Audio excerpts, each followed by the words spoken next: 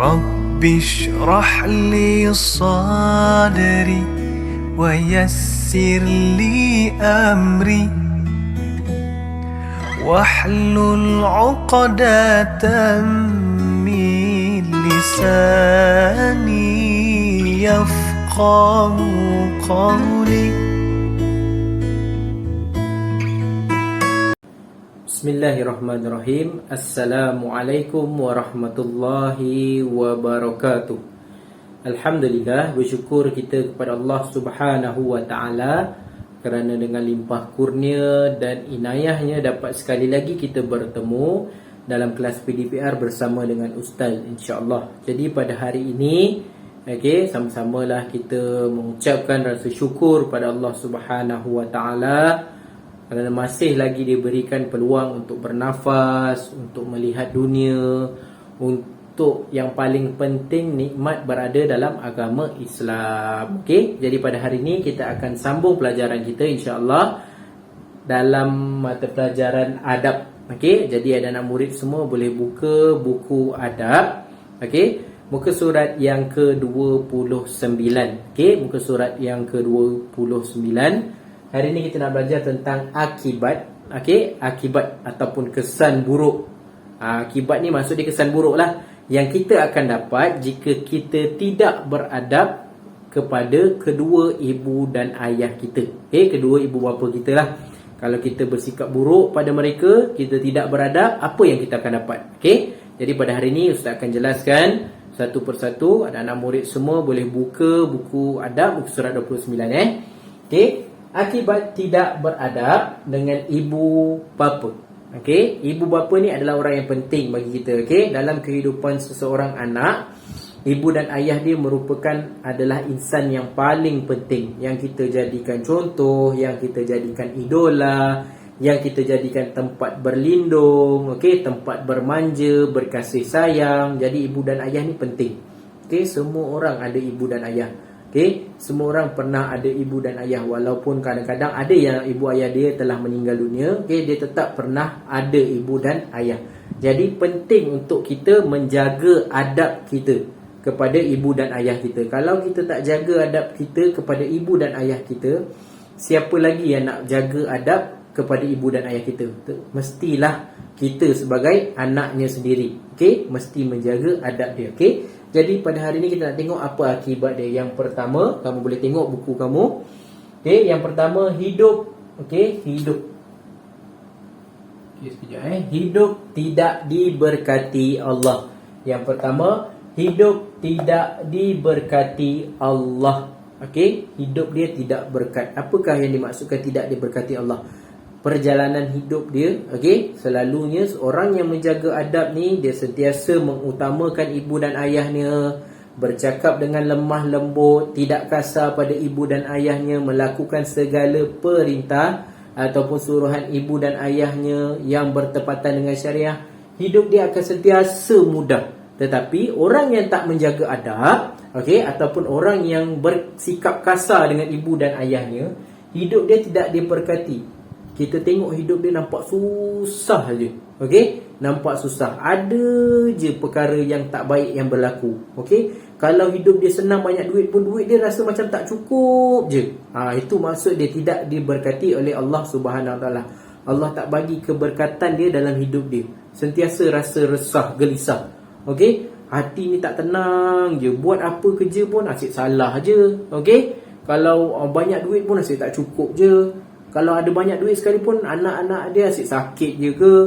Itu contoh dia. Hidup tidak diberkati. Hidup dia akan sentiasa dalam keadaan yang resah, gelisah. Sebab apa? Sebab Allah Subhanahu Wa Taala dia tak suka anak-anak yang tidak beradab dengan ibu dan ayahnya. Sebab kita nak dapatkan redha Allah, daripada redha kedua ibu bapa kita. Bila Allah, ibu bapa kita redha dengan kita, barulah kita akan dapat redha Allah. Tapi kalau kita tidak menjaga adab dia, Allah tak akan berkati hidup kita. Sepanjang hidup kita dekat dunia ni akan susah. Akan dapat perkara-perkara yang tak baik je. Itu maksudnya tak berkat. Kalau anak ni menjaga adab dia kepada ibu dan ayahnya, hidup dia sentiasa akan dimudahkan.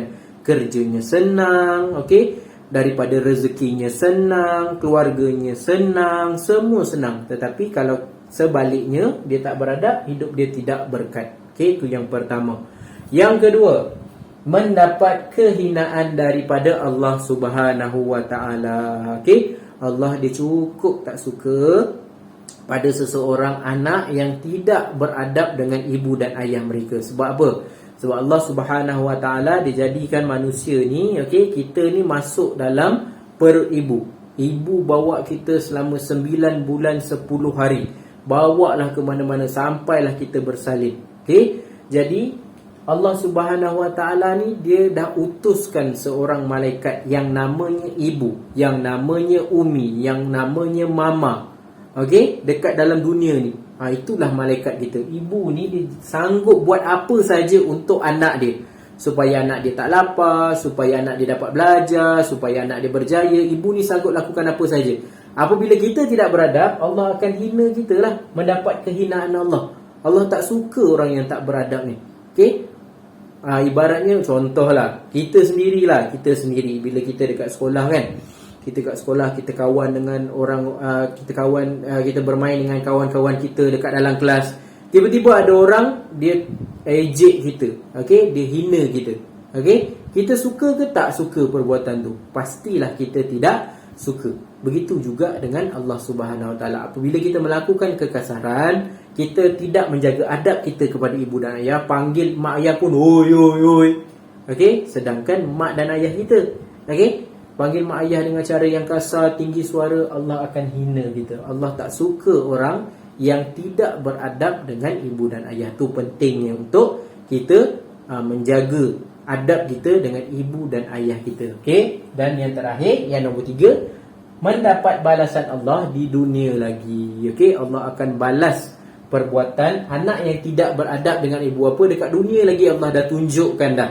Okey, apa balasan dia? Hidup dia tidak berkat kan? Macam tadi kan, hidup tidak berkat, mendapat kehinaan. Okey, dekat dunia ni apa saja yang dia buat semua tak jadi. Okey, apa saja yang dia usahakan semuanya, contohlah, okey, dia ada keluarga. Anak ni dia ada keluarga dia sendiri. Okey, tapi dia bersikap kasar dengan ibu dan ayah dia. Dia jadi petani, dia tanam pokok tak jadi. Okey, katakanlah, okey, dia ada syarikat, dia buat rumah, syarikatnya tak jadi. Rugi lagi ada. Okey, anak-anak dia belajar, bila dia belajar, dalam keadaan dia belajar, dia tidak beradab dengan ibu apa, belajar dia jadi susah. Dia tak faham-faham apa cikgu ajar, dia tak faham-faham apa pensyarah ajar. Okey, sampai dia tidak berjaya.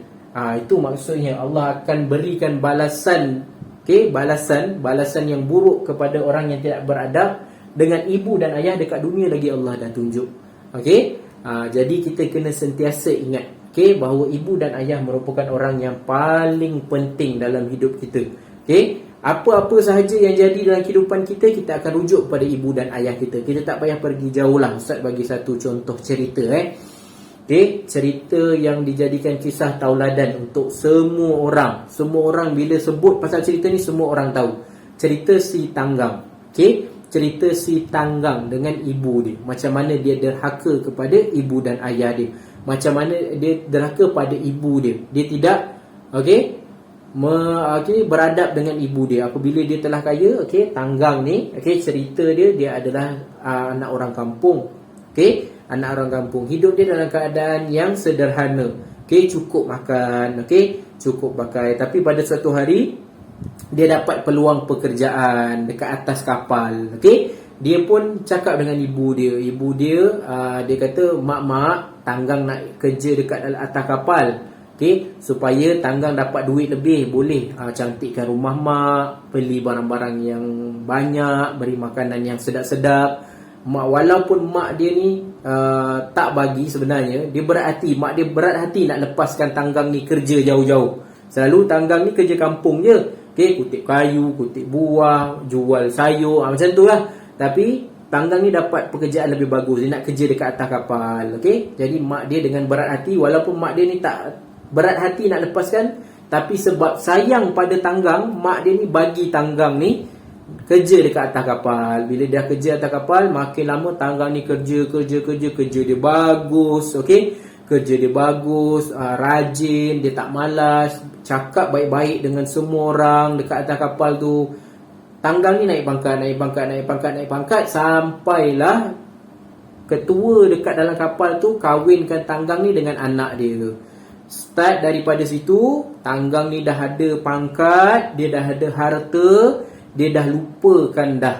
Okey, dia dah lupakan dah mak dia dekat kampung. Sedangkan mak dia dah pesan kat dia, jangan lupakan mak, nanti Tanggang dah ada duit banyak, balik jumpa mak. Okey, Tanggang ni dah lupa semua tu. Sebab dia ada pangkat, dia ada harta. Okey, jadi dia lupakan mak dia. Apabila satu hari kapal Tanggang ni sampailah ke kampung dia. Okey, mak Tanggang ni seronok lah. Okey, dia dengar cerita anak dia nak balik. Okey, bila dengar cerita anak dia nak balik, mak dia siapkan makanan banyak-banyak, semua makanan kegemaran yang Tanggang suka. Tetapi mak dia pergi dekat kapal Tanggang tu, mak dia tak dibenarkan naik. Tanggang kata, halau perempuan tua tu, mak aku dah mati. Sampai tahap macam tu, tidak beradabnya seorang anak kepada ibunya. Okey, Tanggang sampai cakap macam tu, mak aku dah mati. Okey, dia malu nak mengaku tu mak dia. Okey, isteri dia tanya, siapa tu bang? Tak tahu, aku tak tahu. Itu perempuan tua, orang lain. Dia sampai menidakkan mak dia. Okey, itu sikap buruk yang Tanggang tunjukkan tu. Okey, memakan dirinya. Apabila mak Tanggang ni berdoa kepada Allah Subhanahu Wa Taala supaya memberikan balasan yang setimpal di atas perbuatan tidak beradab Tanggang. Okey, Tanggang tu dalam cerita tu lah. Dalam cerita tu Tanggang tu disumpah menjadi batu. Okey, jadi itu balasan. Dekat dunia lagi dia dah dapat balasan si Tanggang ni. Okey, jadi itu sikap yang paling tidak elok untuk kita lakukan. Apabila ada ibu dan ayah, kita gunakan peluang yang ada sekarang ni. Masih ada peluang ni, kita jangan sesekali tidak beradab dengan ibu dan ayah kita. Okey, ibu dan ayah kita orang yang paling penting dalam hidup kita. Kita kena sentiasa jaga ibu dan ayah kita. Kita kena sentiasa hormat ibu dan ayah kita. Kita kena sentiasa sayang pada ibu dan ayah kita. Okey, jangan jadi seperti cerita Tanggang. Okey, walaupun cerita Tanggang tu ada cerita dongeng, okey, cerita rekaan semata-mata, tapi pengajaran yang ada dalam cerita Tanggang tu kita boleh ambil supaya kita tidak menjadi seorang anak yang tidak beradab dengan ibu dan ayah. Jika kita menjadi seorang anak yang tidak beradab dengan ibu dan ayah, inilah akibat yang kita dapat. Hidup kita tidak diberkati, kita akan dihina oleh Allah Subhanahu Wa Taala, dan kita akan mendapat balasan daripada Allah Subhanahu Wa Taala. Dunia dapat balasan, dekat akhirat nanti bila kita meninggal pun kita akan dapat balasan daripada Allah Subhanahu Wa Taala. Jadi untuk hari ini itu sahaja pelajaran kita. Ustaz harap kamu dapat ambil, okey, perkara-perkara ataupun butir-butir yang baik daripada apa yang Ustaz ajar ni untuk kamu amalkan dalam hidup kamu. Jangan cakap kasar-kasar dengan mak ayah. Okay, sentiasalah kita ambil peluang untuk bantu ibu dan ayah kita, insya-Allah. Semoga kamu semua yang melihat video Ustaz ni, yang menonton video Ustaz ni, Ustaz doakan menjadi anak yang soleh, menjadi anak yang solehah, berjaya di dunia dan di akhirat, insya-Allah. Sekian sahaja untuk hari ini. Kita akan sambung lagi pada kelas yang akan datang, insya-Allah. Sekian, Assalamualaikum warahmatullahi wabarakatuh. Ya Allah, lapangkanlah dadaku, mudahkan urusanku, lancarkan lisanku, dan baguskanlah ucapanku.